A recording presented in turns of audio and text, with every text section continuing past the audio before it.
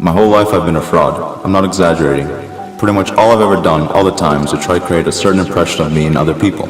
Mostly to be liked or admired. It's a little bit more complicated than that, maybe. But when you come right down to it, it's to be liked, loved, admired, approved of, applauded, whatever. You get the idea. I always did well and ended up getting what I wanted. But then, once I get the best, I wouldn't feel much of anything, except maybe fear that I wouldn't be able to get it again. Putting in all this time and energy to create a certain impression and get approval or acceptance that then I felt nothing about because it didn't even have anything to do with who I really was inside. And I was disgusted with myself for always being such a fraud, but I couldn't seem to help it.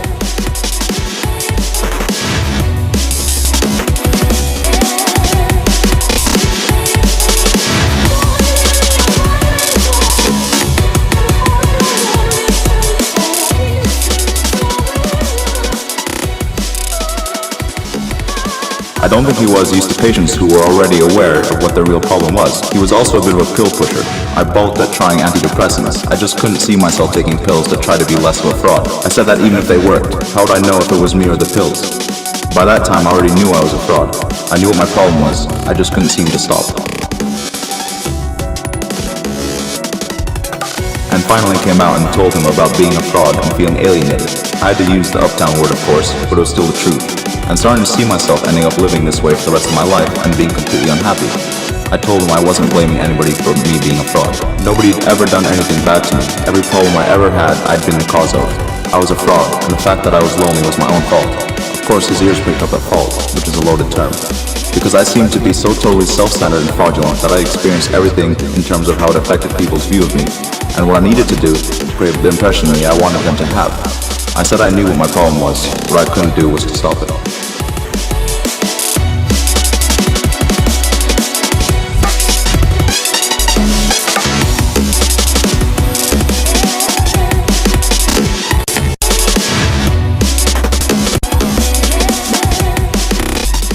I seemed always to have this fraudulent, calculating part of my brain firing away all the time, as part of constantly playing chess with everybody and figuring out that if I wanted them to move a certain way, I had to move in such a way as to induce them to move that way.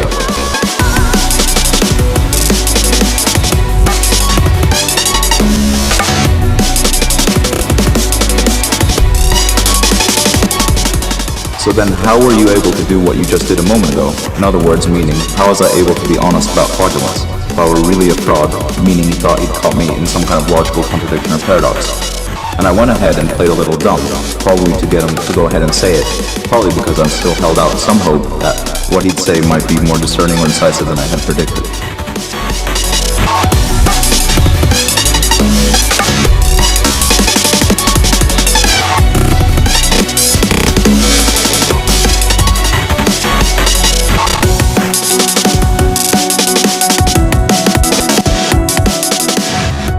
There was a basic logical paradox that I called the fraudulence paradox that I have discovered more or less on my own.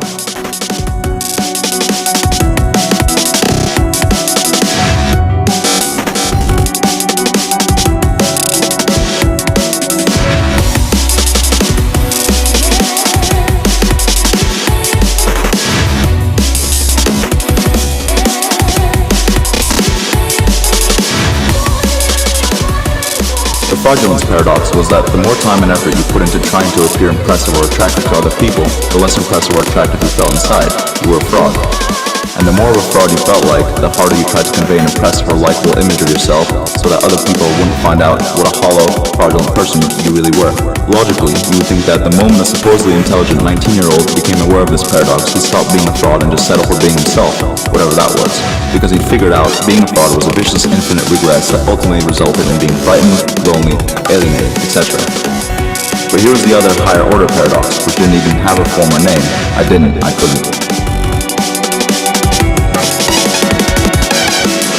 I felt powerful, smart. It felt a little like looking at part of a puzzle you're doing and you've got a piece in your hand and you can't see where in the larger puzzle it's supposed to go or how to make it fit. Looking at all the holes and then all of a sudden in a flash you see, for no reason right then, you could point to it or explain to anyone that if you turn the piece this one certain way, it will fit. And it does. And maybe the best way to put it is that in that one tiny instant, you'll suddenly connect to something larger and much more of the complete picture the same way the pieces.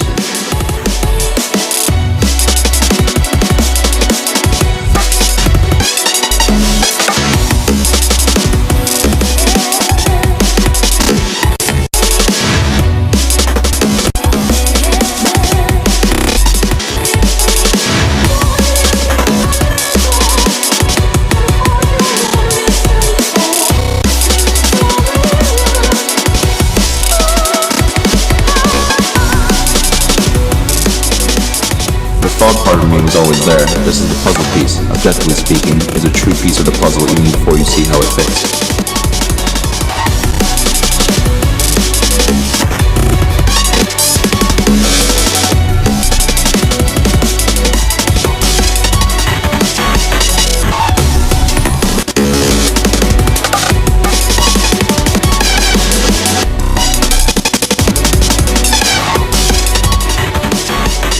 This is another paradox that many of the most important impressions and thoughts in a person's life are ones that flash through your head so fast that fast isn't even the right word.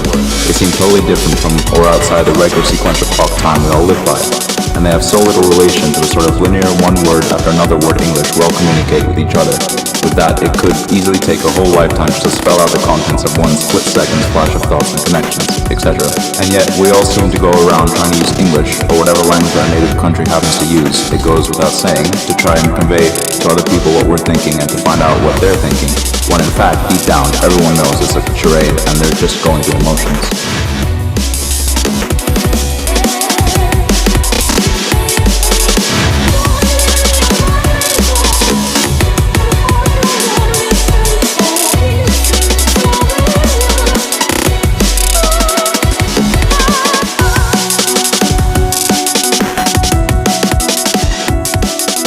What goes on inside is just too fast and huge and all interconnected for words to do more than barely sketch the outlines of at most one tiny little part of it at any given instant. The internal head speed or whatever of these ideas, memories, realizations, emotions, and so on is even faster. By the way, exceptionally faster, unimaginably faster. When you're dying, meaning during that vanishingly tiny nanosecond between when you technically die and when the next thing happens, so that in reality that cliche about people's whole life flashing before their eyes as they're dying isn't all that far off.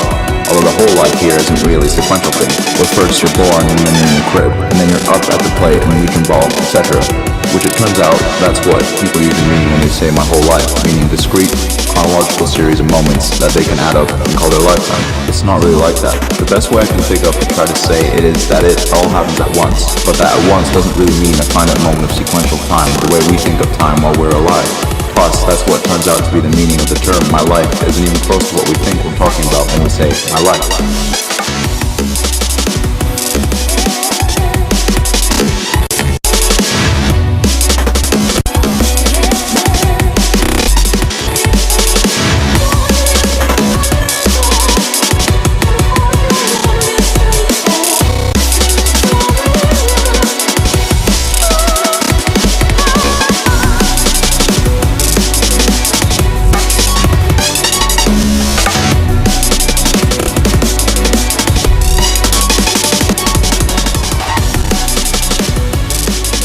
Words and chronological time create all these total misunderstandings of what's really going on at the most basic level. And yet, at the same time, English is all we have to try and understand it and try to form anything larger or more meaningful and true than anybody else, which is yet another paradox.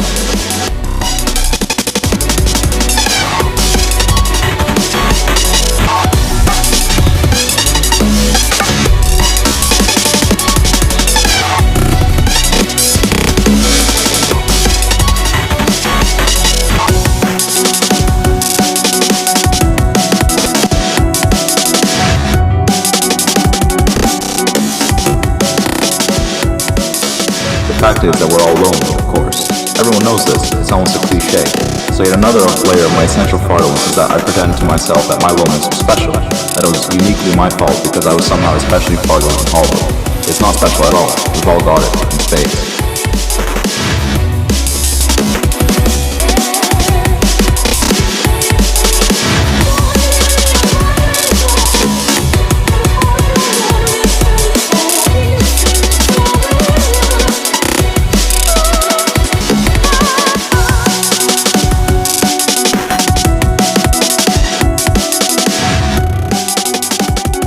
Corollary to the fraudulence paradox is that you simultaneously want to fool everyone you meet and yet also somehow always hope that you'll come across someone who is your match or equal and can't be fooled.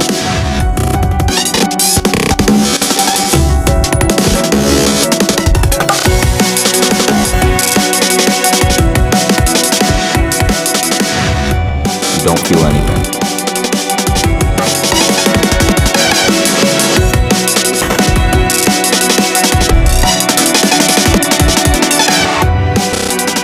Alright, now we're coming to what I promised and led you through the whole dull synopsis of what led up to this in hopes of.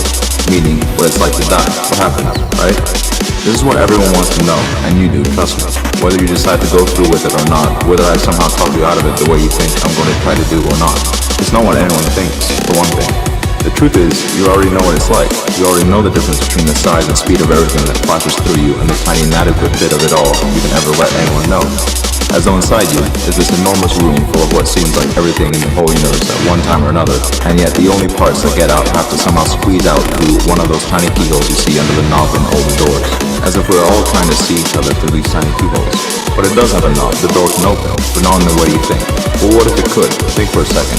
What if all the infinitely dense and shifting worlds of stuff inside you every moment of your life turned out now to be somehow fully open and expressible afterward, after what you think of as you had died? Because what if afterward now, each moment itself is an infinite sphere span or passage of time in which to express it or convey it, and you don't even need an organized English.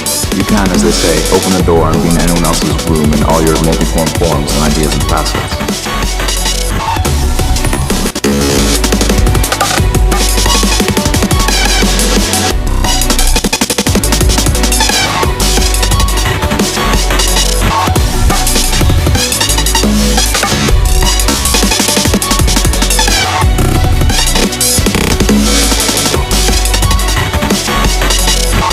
What exactly do you think you are? The millions and trillions of thoughts, memories, juxtapositions, even crazy ones like this you're thinking, that flash through your head and disappear? Some or remainder of these? Your history? Do you know how long it's been since I told you I was a fraud? What are you looking at right now? Coincidence? What if no time has passed at all? The truth is, you've already heard this. That this is what it's like. That it's what makes room for universe inside you. All the endless in-bit fractals of connection and symphonies of different voices. The infinities you can never show another soul. And you think it makes you a fraud, the tiny fraction anyone else ever sees? Of course you're a fraud. Of course what people see is never you. And of course you know this, and of course you try to manage what part they see if you know it's only a part. Who wouldn't? It's called free will, Sherlock. But at the same time, it's why it feels so good to break down and cry in front of others, or to laugh, or speak in tongues.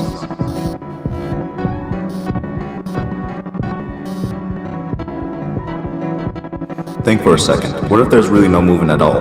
What if this is all unfolding in one flash you can call the present? Meaning that what if in fact this is now infinite and never really passes in the way your mind is supposedly wired to understand the past? So that not only your whole life, but every single humanly conceivable way to describe and account for that life has time to flash like neon shaped into those connected cursive letters that businesses, signs, and windows love so much to use through your mind, all at once in a literally immeasurable instant between impact and death, just as you start forward to meet the wheel at a rate no belt ever made could restrain. That's it.